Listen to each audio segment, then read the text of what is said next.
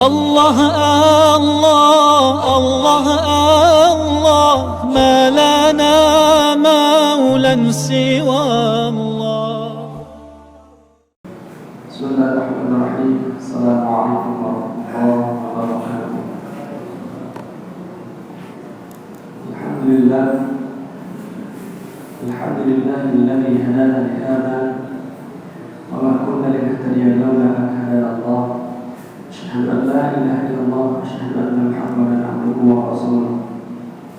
وقال الله تعالى في القرآن العظيم: أعوذ بالله من الشيطان الرجيم. وعسى أن تكرهوا شيئا وهو خير لكم وعسى أن تحبوا شيئا وهو شر لكم والله يعلم وأنتم لا تعلمون. وقال النبي صلى الله عليه وسلم في الحديث: عجبا لأمر المؤمن إن أمره له خيرا.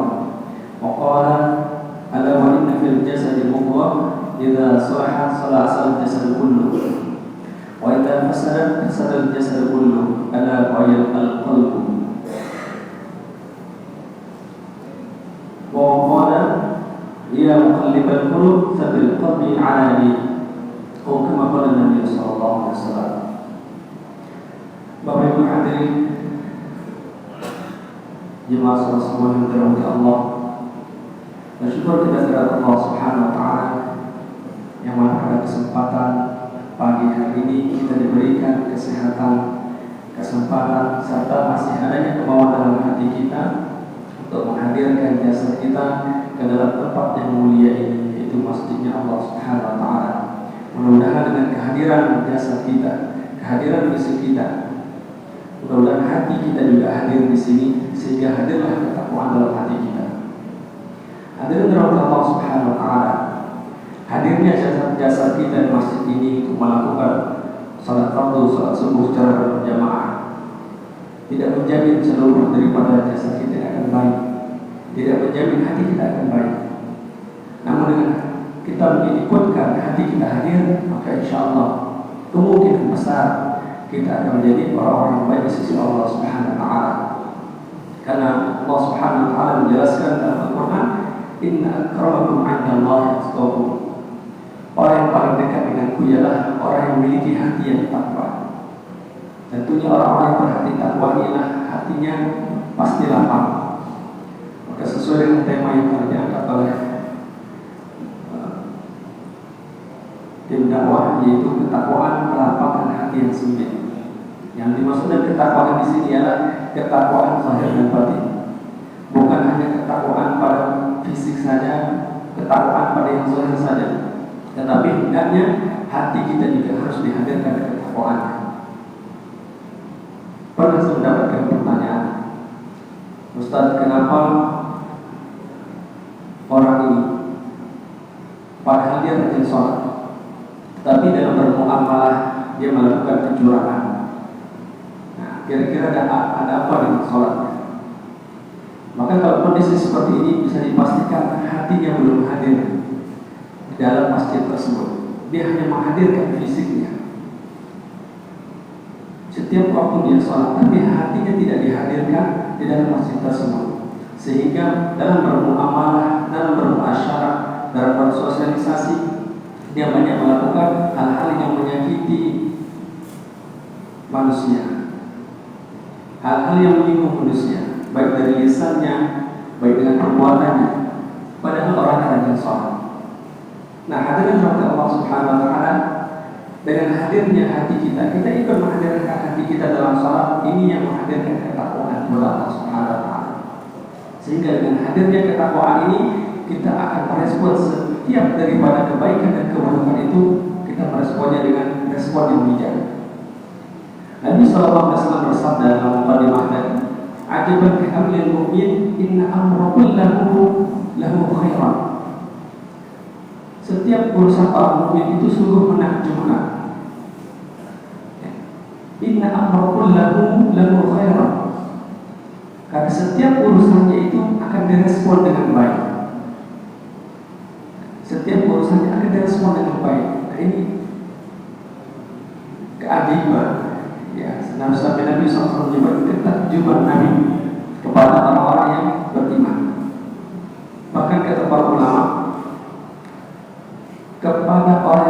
membenci kita, kita harus bersyukur. Nah, kenapa kepada orang membenci kita harus bersyukur? Karena Allah telah memberikan pahala yang besar lewat memaafkan. Nah, kalau tidak ada orang yang membenci, siapa yang mau kita maafkan? Tentu orang yang menuduh kita, orang yang menjelek-jelekkan kita. Ini sebenarnya kita harus syukur gitu. Ya, intinya musibah yang tidak mengenakan hati, ya, jika hadir dalam diri kita, kita harus syukuri. Karena dengan adanya orang yang menyakiti, maka akan muncul sifat memaafkan.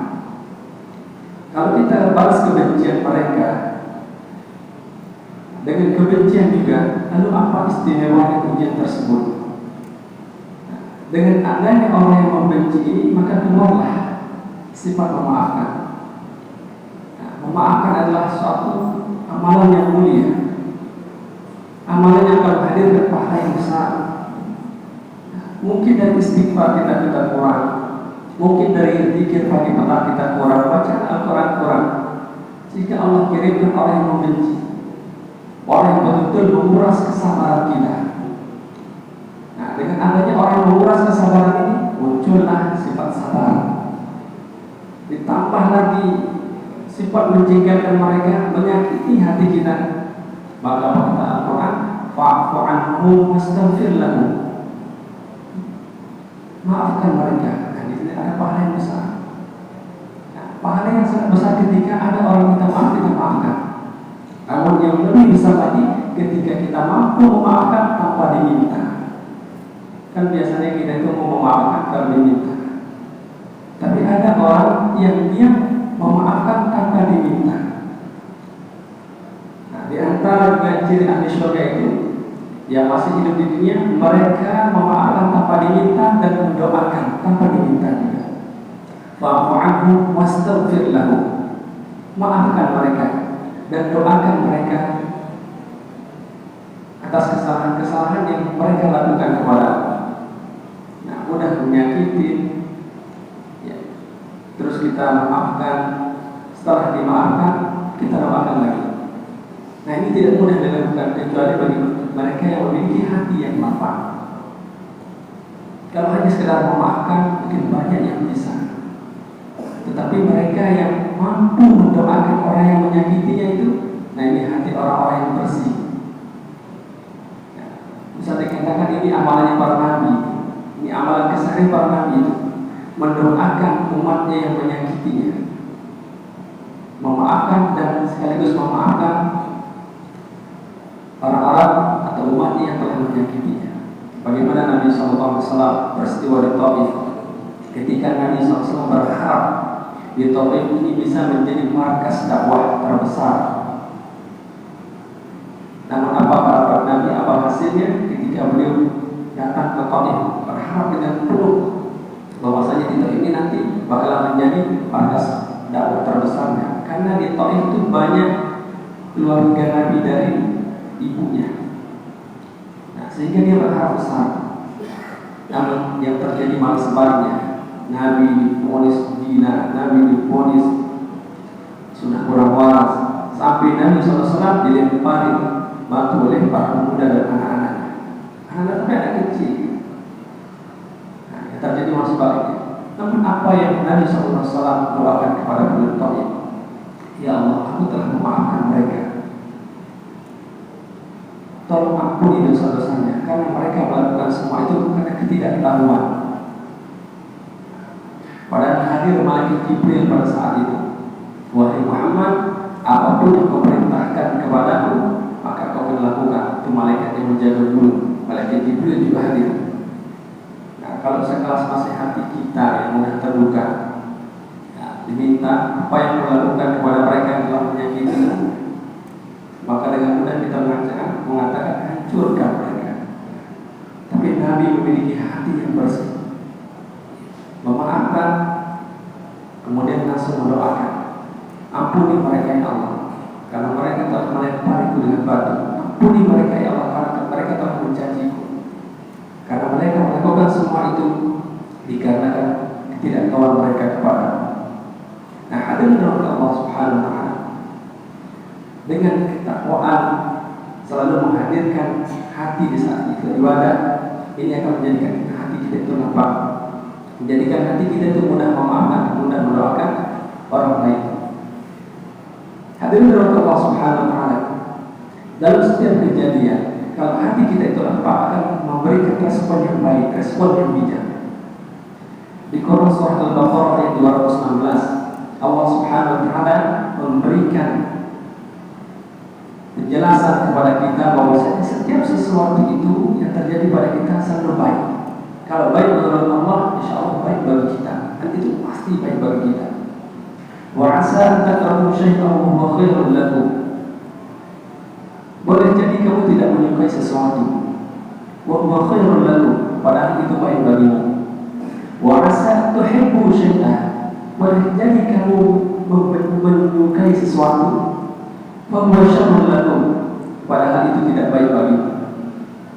Mengapa demikian? Wallahu ya'lamu wa antum la ta'lamun.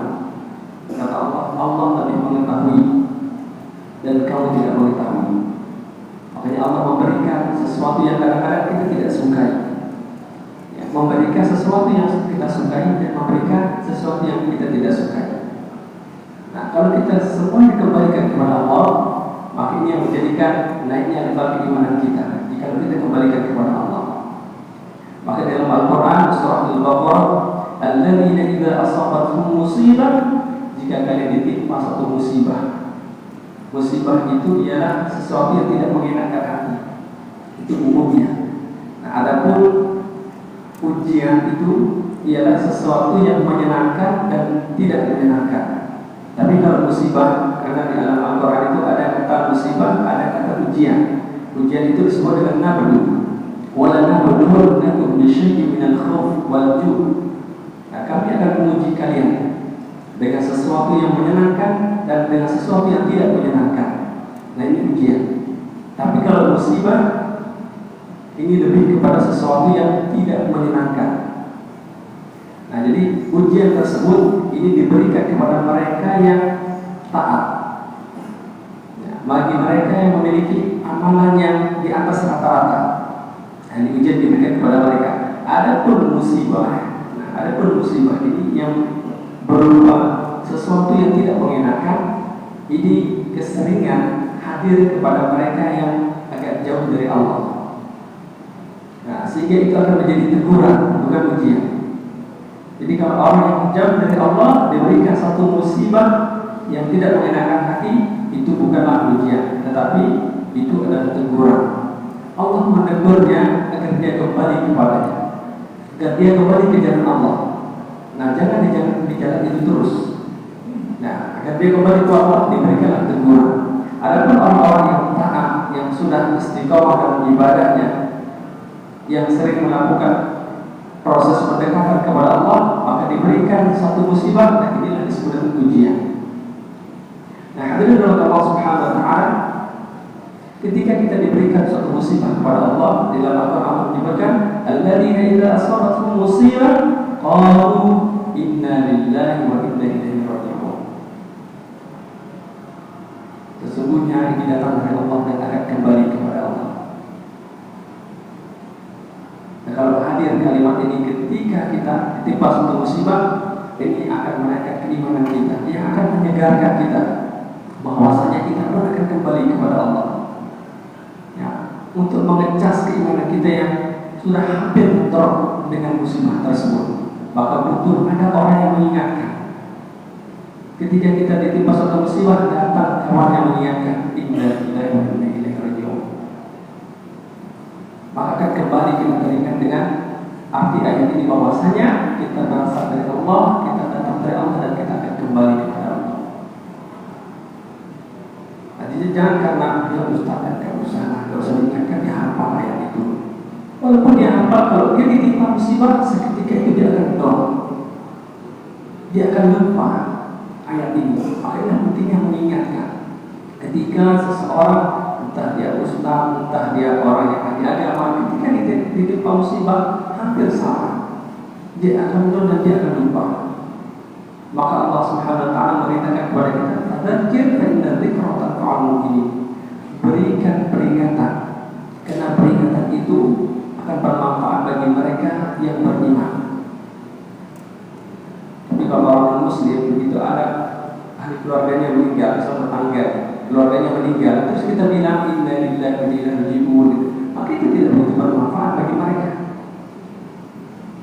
Tapi bagi orang beriman itu sangatlah bermanfaat, mengingatkan dia bahwasanya sesuatu yang hilang darinya kan itulah ketangguhan Allah dan akan kembali juga kepada Allah. Dia pun akan kembali juga. Hadirin Allah Subhanahu wa taala, dalam kajian pagi subuh ini tentu saya ingin mengajak jemaah semuanya untuk menata hati kita dalam kita berproses bertakwa kepada Allah, mendekatkan diri kepada Allah. Tentu kita hadirkan hati juga. Hati ini kita harus hadirkan agar ketaatan kita kepada Allah tidak taatnya hanya yang zahir saja, tetapi bagaimana hati kita juga ikut ditaatkan kepada Allah. Kata Nabi SAW dalam sebuah hadis diriwayatkan oleh Imam Bukhari, "Ala wa inna fil jasadi mudghah." Ketahuilah bahwa di dalam jasad itu ada segumpal daging. Idza salahat salaha al-jasad kullu. Jika segumpal daging itu baik, maka baiklah seluruh jasad. Wa idza fasadat fasadat al-jasad kullu.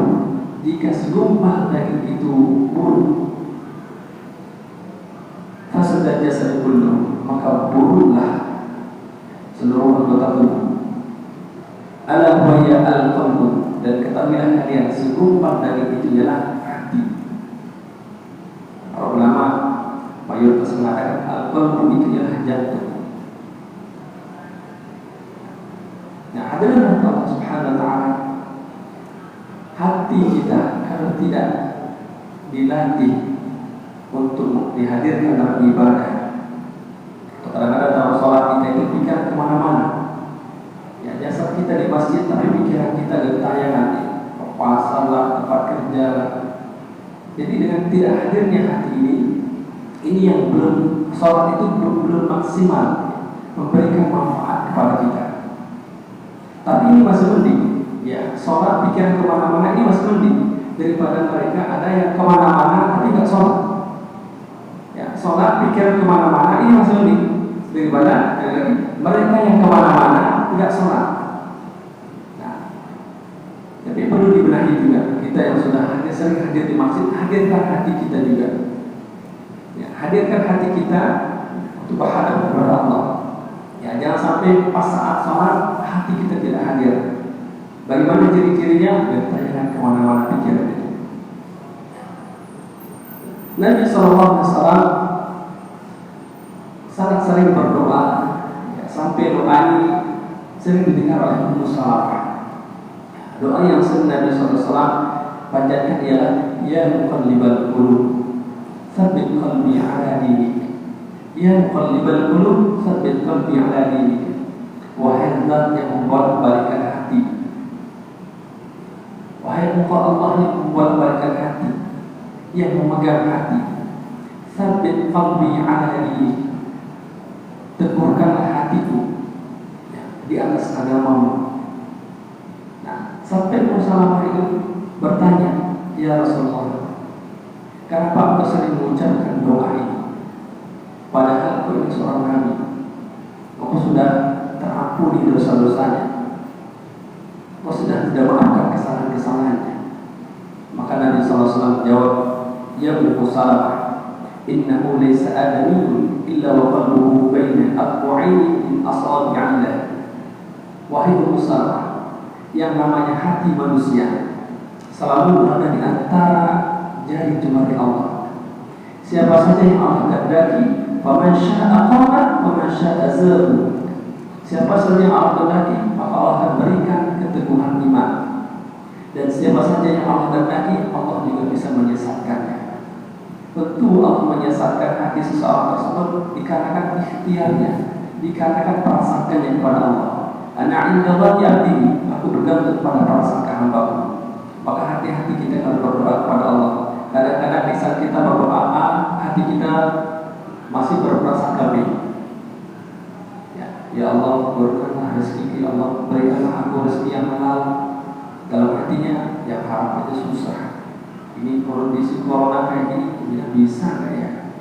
Nah, jadi yang diterima oleh Allah itu adalah permintaan dari hati, bukan permintaan dari lisan.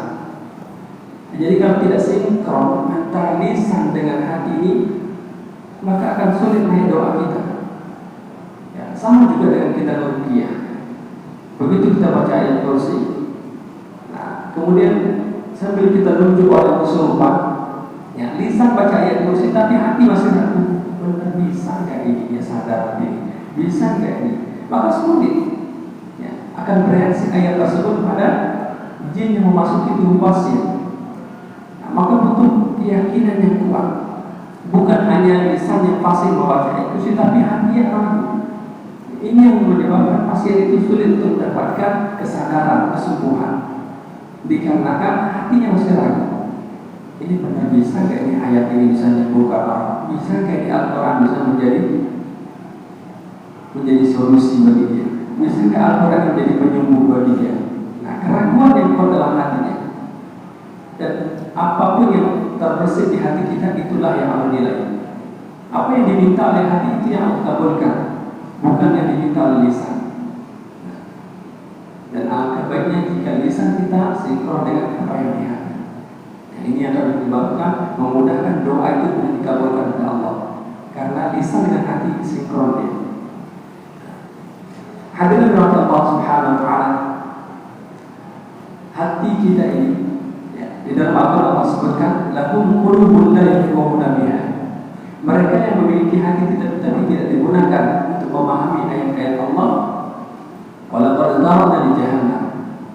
Maka hati yang tidak paham dengan perintah-perintah Allah ini yang menyebabkan seseorang itu banyak dimasukkan ke dalam di jahannam. Allah sebutkan nama nerakanya. Zarabna li jahannam katsiran minal jinni wal ins. Sungguh kami akan penuhi neraka jahannam itu banyak dari kalangan jin dan manusia. Nah, apa penyebabnya? Penyebab pertama, lahum qulubun la yafqahuna biha. Mereka punya hati, mereka punya qalbu, tapi tidak digunakan untuk memahami ayat Allah. Walahum a'yunun la yubsiruna biha. Mereka punya pendengaran, mereka punya penglihatan, tetapi tidak digunakan untuk melihat yang baik-baik, melihat ayat Allah. Walahum adhanun la yasma'una biha. Mereka punya pendengaran, tetapi tidak digunakan untuk mendengar yang baik-baik, mendengar perintah Allah. Ulaika kal'an'am. Kata Allah, mereka seperti binatang. Nah, kalau kita lihat binatang Bapak Ibu sekalian, belum pernah kita mendengar binatang buaya misalnya gitu. Belum pernah kita mendengar buaya makan anaknya atau buaya makan induknya. Tetapi manusia sekarang ini, apalagi dengan berita-berita yang mudah kita dapatkan, seorang anak membunuh ibunya, seorang anak membunuh bapaknya. Padahal buaya itu binatang. Coba harimau sekarang, binatang yang kita anggap binatang yang puas. Sehingga-singanya tidak pernah menelantarkan anaknya, tidak pernah membuang anaknya. Kemudian macan juga bagaimana puasnya. Tidak pernah kita dengar macan ini memakan induknya atau memakan anaknya. Tapi manusia sekarang bal muqaddal kata Allah, lebih dari binatang. Ada manusia yang membunuh anaknya, bahkan atau maaf belum lahir anak itu masih dikatakan dibunuh. Apakah lebih binatang? Nah, jadi ternyata dalam diri kita itu ada sifat hewaniahnya. Nah, maka kata Allah lebih daripada binatang itu sendiri. Nah, jadi kalau keluar sifat binatang dalam diri kita itu lebih ekstrim. Nah, dalam ibadah kurban, Nabi itu mensunnahkan kita melihat hewan kurban kita. Walaupun misalnya kita tidak punya kurban ini, nah, kita berada di sini, kita disunnahkan melihat kurban, hewan kurban itu sembelih. Nah, apa hikmahnya? Untuk menghilangkan sifat hewaniah dalam diri kita. untuk menyembelih sifat hewaniyah dalam diri kita. Itu hikmahnya, Pak. Jangan ada rasa nggak tega lah kalau aku lihat dia disembelih. Aku kalau lihat darah pusing gitu. Maka dalam kondisi seperti ini tidak kita paksakan diri. Kalau ada hewan, kalau ada kurban, disunahkan kita melihat. Nah, dilihat bagaimana kambing atau sapi tergelepar gitu. Begitu saat ditempelkan mata pisau tersebut, kemudian digeserkan pada lehernya, itu harus kita lihat. Nah, bagaimana tubuhnya, proses daripada kematian hewan tersebut.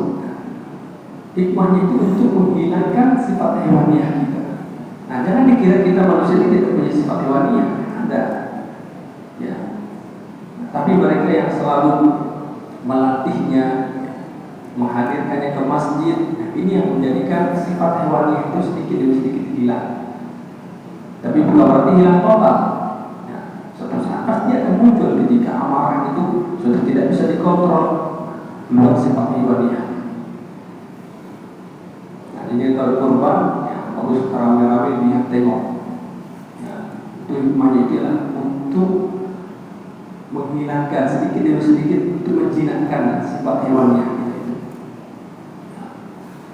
Inna sam'a wal basar wal fu'ada kullahu ulaika kana anhu mas'ula. Di akhirat nanti pendengaran dan penglihatan serta al-fu'adu kullahu, serta hati kullahu ulaika kana anha mas'ula, semuanya akan dimintai pertanggungjawaban.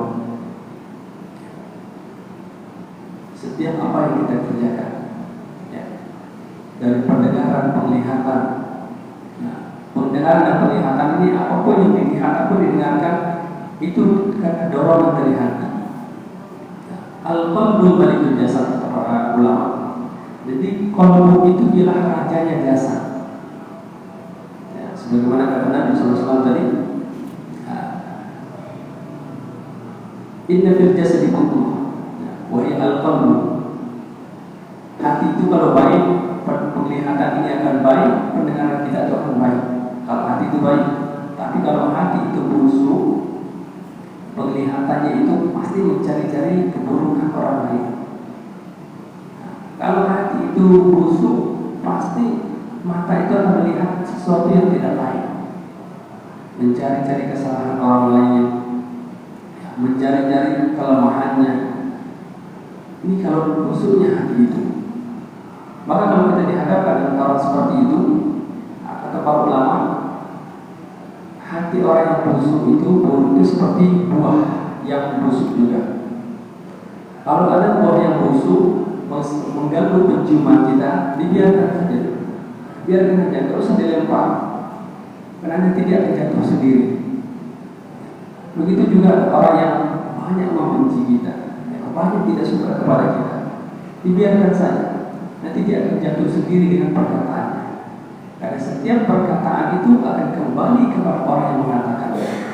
Kalau dia mengatakan orang ini, ya seperti ini, orang si A ini buruk, si A ini kurang ajar, si A ini jahat, maka perkataan itu akan naik ke langit mencari siapa yang dituju. Dan kalau yang diniatkan orang tersebut ternyata tidak cocok, maka akan kembali kepada orang yang mengatakannya. Maka kalau bisa, ya, perkataan kita itu perkataan yang baik-baik. Bahkan dalam kita berdoa, ya doalah yang baik-baik. Ya, kita melihat orang susah, doakan, ya Allah, mudah-mudahan Allah lapangkan rezekinya. Kita melihat orang yang dagangannya sepi, doakan mereka, ya Allah, berikanlah kelancaran dalam dagangannya, dalam jualannya. Jadi dengan doa ini akan mengembalikan apa yang kita doakan kepada mereka, akan dikembalikan kepada kita.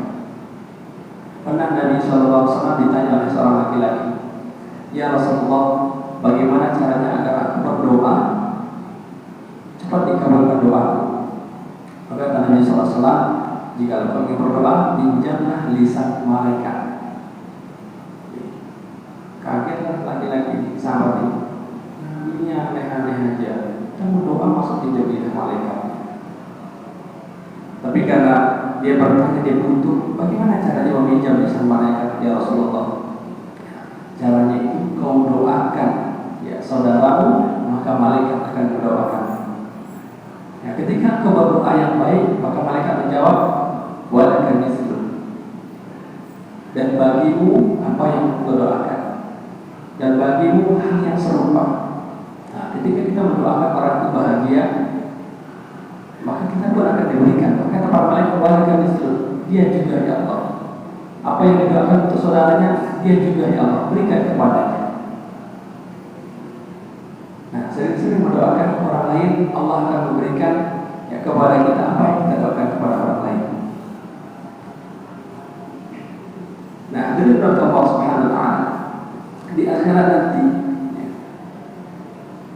Allah Subhanahu wa taala akan menguji daripada pendengaran, akan menguji daripada penglihatan kita, dan Allah bertanya. Bahkan kepada hati pun Allah akan bertanya. Semua itu akan dimintai pertanggungjawaban Allah Subhanahu wa taala. Kullu ulaika kana 'anhu mas'ula. Semuanya akan dimintai persoalan, ya, diberikan pertanyaan.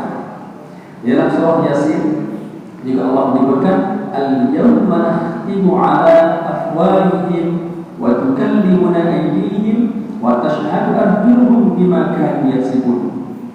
Pada hari itu nakhtimu 'ala afwahihim, mulut mereka akan terkunci. Wa tukallimuna aydihim, dan kedua tangan mereka akan berkata-kata. Ya. Jadi dia tidak kuasa untuk mengendalikan tangannya. Jadi tangan kita ini nanti akan muncul mulut, akan memiliki mulut yang akan berkata-kata.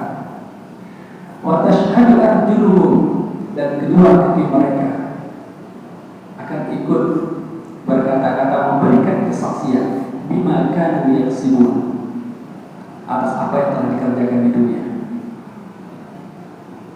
Nah, ada seorang musisi Indonesia, dia seorang balap, yaitu Chrisye, yang menciptakan lagu terakhir diambil dari ayat ini. Dia mengambil dari surah Yasin. Al-yawma nakhtimu 'ala afwahihim, pada hari itu mulut dikunci. Nah, kalau kurang lebih lagunya itu akan tiba waktu mulut dikunci. Kurang lebih saya nggak hafal sekilas saja. Saya baca kisahnya beliau itu saat menciptakan lagu itu sering berkali-kali beliau itu pingsan.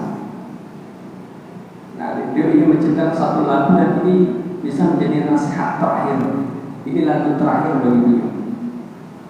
Nah, setelah selesai menyanyikan lagu ini, beliau itu tidak menciptakan lagu lagi dan lebih sering menyendiri. Karena betul-betul menghayati. Beliau itu seorang ulama dan beliau meninggal dalam surah Fatimah. Nah, hadirin Allah Subhanahu wa taala, kalau kita mengambil ayat ini lebih dalam, al-yawma nakhtimu 'ala afwahihim, pada hari itu. Tentunya hari itu adalah hari milik Allah, Maliki Yaumiddin, Allah yang memiliki hari pembalasan, Allah yang menguasai. Al-yawma nakhtimu 'ala afwahihim, pada hari itu nakhtimu 'ala afwahihim, mulut ini akan terkunci. Kenapa mulut dikunci? Biasanya mulut ini mencari kebenaran. Sering mulut ini mencari pembelaan. Kalau disalahkan, biasanya langsung mulut kita ini langsung berbicara, mengeluarkan pembelaan. Tapi pada hari itu mulut akan dikunci. Tidak sedikit pun ada kata-kata yang keluar dari mulut kita. Waktu tukallimuna aydihim, kedua tangan ini akan memberikan persaksian. Dia akan berbicara dengan fasih, sangat fasih. Tangan kanan dulu aku dibawa ke sini, ini tanda tangan kanan ini sering memberikan tanda tangan. Ini tangan kanan yang sering menerima. Tangan kiri ini melakukan hal seperti ini. Keduanya itu akan berkata-kata dengan sangat fasih. Waktu tukallimuna aydihim, akan berkata-kata, mengeluarkan kalimat dengan sempurna. Dan Tak ketinggalan juga, wa tashhadu arjuluhum, kaki pun akan memberikan persaksian juga. Apa yang dikatakan tangan betul, ya Allah. Apa yang diberikan persaksian oleh tangan betul, ya Allah. Karena aku juga dilibatkan dalam melangkah menuju tempat tersebut. Ya. Tangan kanan yang mencekik botol dituangkan. Kaki pun membenarkan, benar ya Allah. Aku pun dibawa untuk melangkah ke tempat tersebut. Dia akan memberikan persaksian yang sempurna, dan kita tidak bisa sedikit pun membela diri karena mulut sudah terkunci.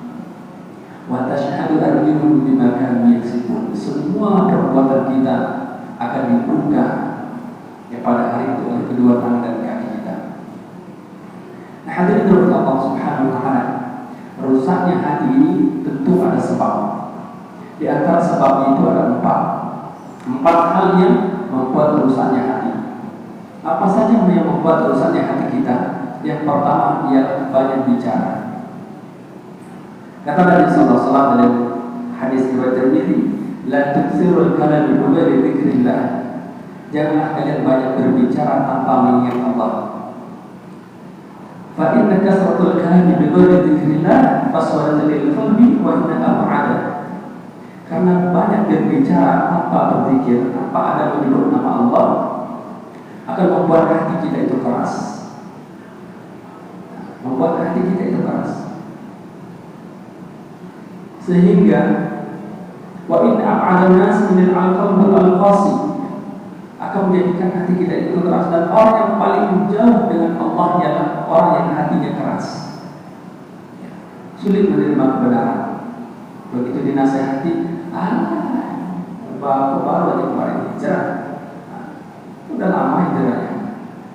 Hati-hati, ketika iblis tidak bisa menjadikan kita orang jahat, dia akan menjadikan kita lebih baik dari orang lain. Nah, jadi iblis itu nggak mesti kita harus jahat. Kita yang sudah berada di masjid, insya Allah bukan orang jahat, tapi tidak menutup kemungkinan kita akan merasa lebih baik dari yang lain. Ini hati-hati. Kenapa nggak sholat? Ya, tadi saya kebablasan. Polling bilang kebablasan itu setiap hari. Kalau sudah ada merasa lebih baik, hati-hati.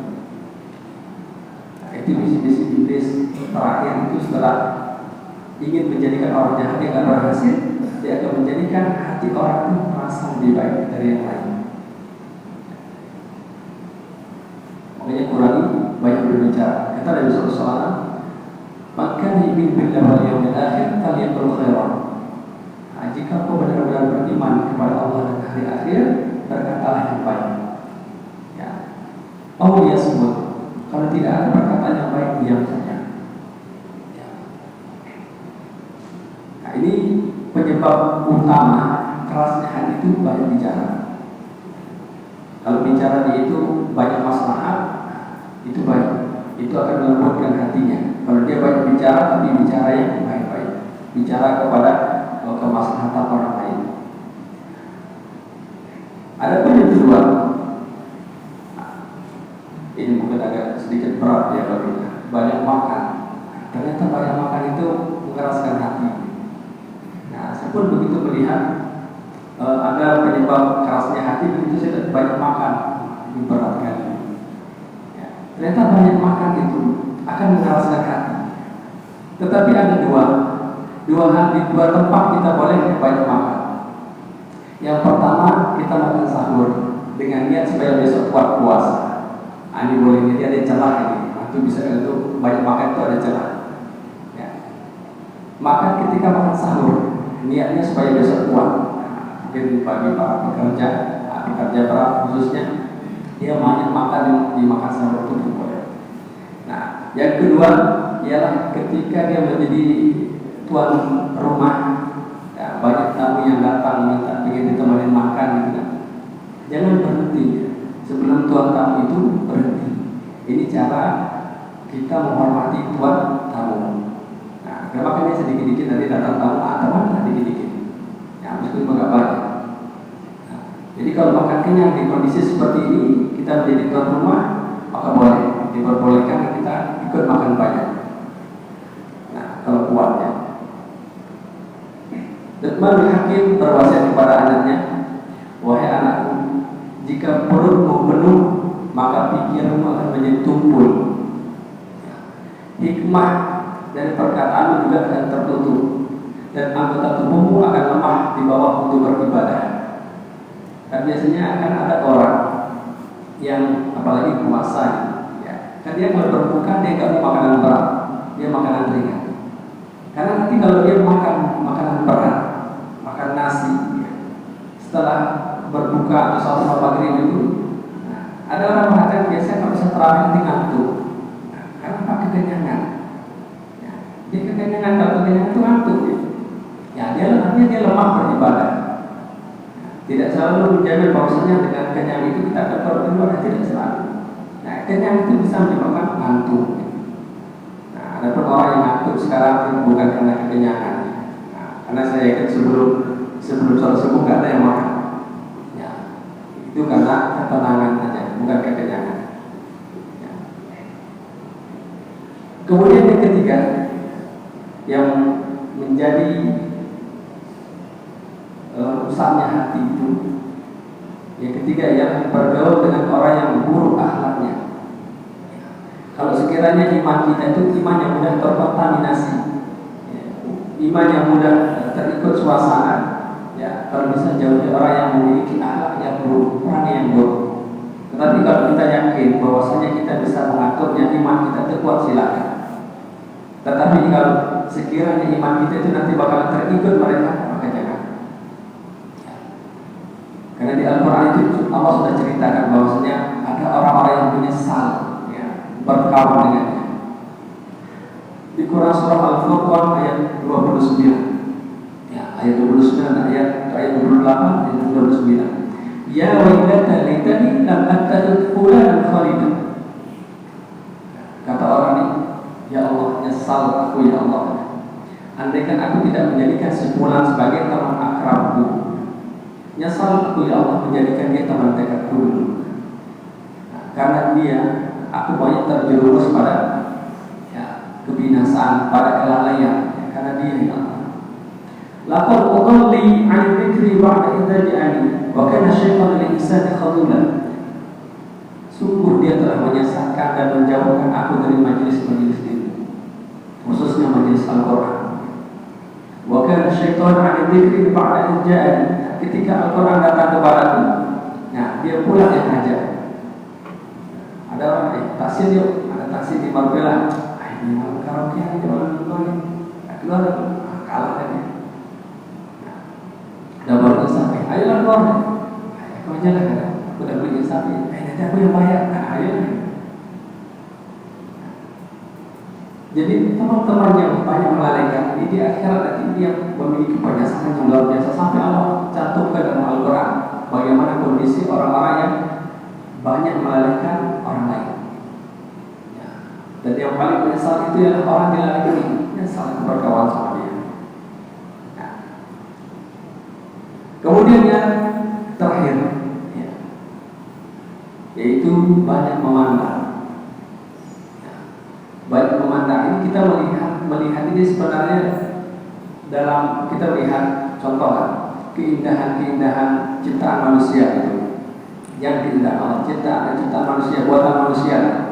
Melihat gedung-gedung, melihat mall-mall yang besar itu boleh, secara hukum boleh, tetapi agak sedikit membahayakan, apalagi ibu-ibu gitu. Melihat mall yang begitu luas, ya, toko baju, ya, itu melihatnya boleh. Ini halal kan, melihat baju itu halal, tapi agak membahayakan. Kenapa? Karena semua itu tidak akan dibayangkan. Nah, ini berapa ya? Ini kalau beli 2 ini gratis 1 kan? Nah, sehingga banyak bapak-bapak itu kan dibohongi oleh istrinya. Contohnya, Pak, Bang, ke dalam yuk lihat-lihat. Nah, ayolah lihat-lihat. Tapi di dalam beli juga akhirnya. Tadi di luar lihat-lihat, sampai di dalam beli gitu kan. Makanya manusia dibohongi. Ya, tadi bilangnya lihat-lihat, sampai di dalam beli juga.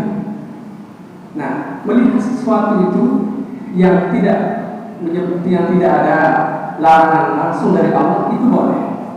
melihat rumah yang megah, mewah, melihat mobil yang keluaran terbaru, itu boleh, silahkan. Sekali lagi agak membahayakan. Nah, ketika dilihat, dengan mendekat di pusat-pusat, ditengok dalamnya, kemudian terbaru. Nah, karena apa yang saya lihat itu akan masuk ke hati nanti. Nah, begitu sampai di rumah dipikirkan kan, kalau misalnya ditukar tambah dengan mobil yang lama, ini kira-kira berapa yang lama ini? Nah, ini muncul itu dari melihat tadi. Ya, lihat rumah kawan itu kan, harus melihat rumahnya. Dapat tukar dari mana? Nah, boleh kalau renovasi nanti. Nah, menjadikan kita berambisi. Padahal niat itu boleh. Nah, jadi kalau banyak memandang, kalau kita tidak saring pandangan kita ini, mata kita ini akan menjadikan ambisi dalam hati kita. Ya, hati kita ini akan dikuasai oleh nafsu. Ya, bagaimana ciri-ciri nafsu itu? Ciri-ciri nafsu itu ialah menginginkan sesuatu untuk didapatkan. Nah, misalnya nih bapak-bapak pulang dari warung rumah makan Padang, ada porsi nasi Padang itu banyak banget itu. Nah, pulang dari sana udah kenyang. Begitu di tengah jalan dia es durian. Pengen es durian, nggak usah lah. Sampai di rumah terpikir, kenapa nggak beli es durian tadi ya? Nah, ini balik lagi, pengen beli aja nafsu itu. Betul-betul dikejar hati kita itu bisa mendapatkannya. Nah, ini bahaya nafsu. Pokoknya harus dapat. Nah, itu nafsu itu. Yang bahaya itu ya ketika nafsu itu ditunggangi oleh syaitan. Harus dapat walaupun dengan melakukan dosa, ini bahaya. Ya, nafsu kita itu kalau sudah ditunggangi oleh syaitan. Kalau setan itu ya nggak mesti harus dapat. Nah, kalau kau nggak berdosa sekarang nggak apa-apa. Kau akan tergoda dengan dosa yang lain. Gitu. Nah, tapi kalau nafsu itu dia pengennya harus dapat. Nah, itulah nafsu. Jadi banyak memandang ini ya, akhirnya akan menyebabkan hati kita itu akan rusak. Bahkan ada khusus ayat untuk mata. Ya, di Quran surah An-Nur ya, ayat ke-30. Laki-laki dan perempuan itu beda ayatnya. Ya, biasanya kalau satu perintah itu Allah gabung jadi satu, ini laki-laki dan perempuan. Tapi kalau Bapak memandang ini khusus ada perintahnya dari Allah untuk mata kita, laki-laki dan perempuan. Qul lil mu'minina yaghuddu min absarihim. Katakan kepada laki-laki yang memiliki keimanan yang sudah istiqomah. Katakan kepada mereka, ya butuh min absarihim, hendaknya mereka banyak menundukkan pandangan. Banyak menundukkan pandangan. Bahkan kata Nabi itu, kalau kita melewati rumah seseorang dan rumahnya itu terbuka dan kita nengok-nengok, nah di dalam diri kita itu ada sifat khianat. Ada sifat khianat itu. Nah, biasanya kan kita jalan-jalan lagi di Marbella, jalan-jalan muter-muter komplek itu. Ada rumah orang terbuka dan cepat kita nengok-nengok ke dalam itu. Agak mendekat saja, cuma yang kita dalam diri kita itu ada sifat khianat yang terselip di sana. Karena di dalam rumah itu adalah aurat. Nah, itu ada sifat khianat yang kecil, ada bau-bau sifat khianatnya. Gitu. Nah, kalau ada rumah orang, kemudian kita tengok. Nah, hadis menurut Allah Subhanahu Wa Taala itulah 4 hal yang membuat hati kita itu rusak. Ya, mudah-mudahan dengan keempat hal ini bisa kita kurangi. Syukur kita bisa kendalikan dari mata kita, mulut kita bisa kendalikan. Kita bisa kendalikan, insya Allah akan membawa kita kepada kebaikan dan ketaatan. Mudah-mudahan kita semua di sini diberikan taufik dan hidayah untuk selalu bisa mengendalikan hati kita, mendekatkan hati kita dan menghadirkan hati kita dalam setiap ibadah yang kita kerjakan. Amin amin ya rabbal alamin. A'udzu billahi minasyaitonir rajim. Bismillahirrahmanirrahim. Alhamdulillahi rabbil alamin wassalatu wassalamu ala asrafil anbiya'i wal mursalin wa ala alihi wa sahbihi ajma'in. Allahumma arhamna bil Qur'an, Allahumma arhamna bil Qur'an, Allahumma arhamna bil Qur'an fid dunya wal akhirah. Ya Allah, berkahilah kami dengan Al-Qur'an, ya Allah. Berkahilah kami dengan Al-Qur'an fid dunya wal akhirah. Allahumma ja'al awladana awladan salihin. Karena kami anak-anak yang saleh dan salihah. Ya Allah, ya Rabb, kami anak kami keturunan yang saleh dan salihah. Hafidhina lil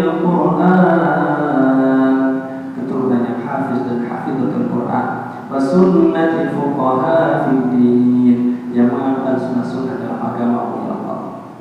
Allahumma nawwir buyutana bi nuri tilawatil Qur'an.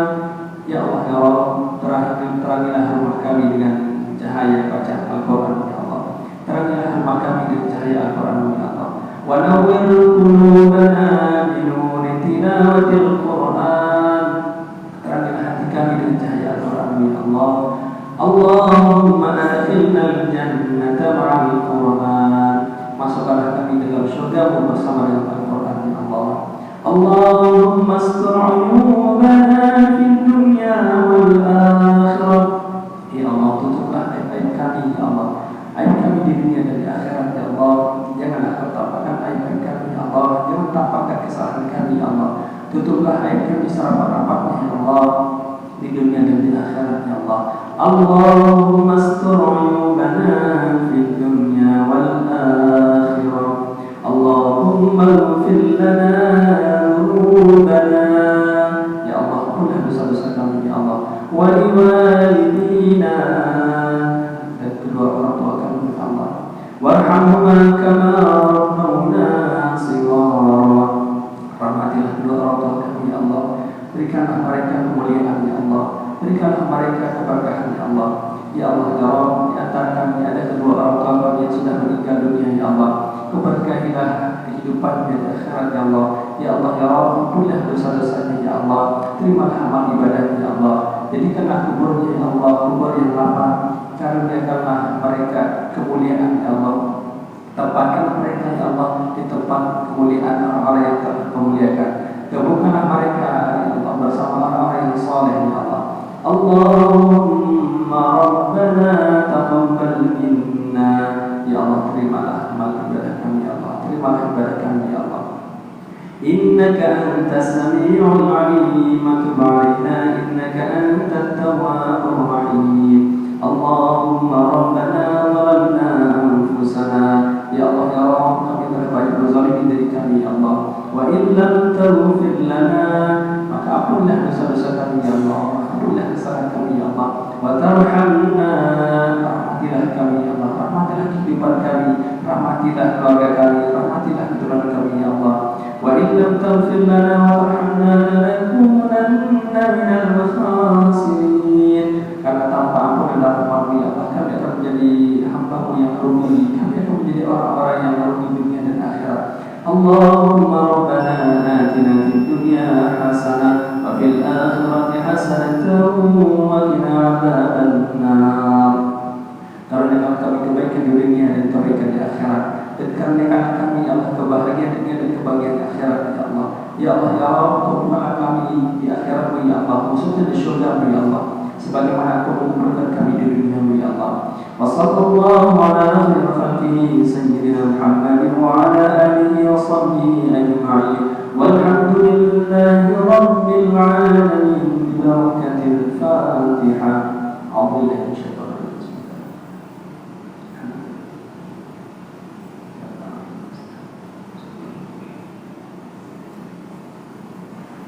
Akhirul kalam, subhanallah wa bihamdihi, subhanallah wa bihamdika, asyhadu an la ilaha illa anta, astaghfiruka wa atubu ilaik. Assalamualaikum warahmatullahi wabarakatuh.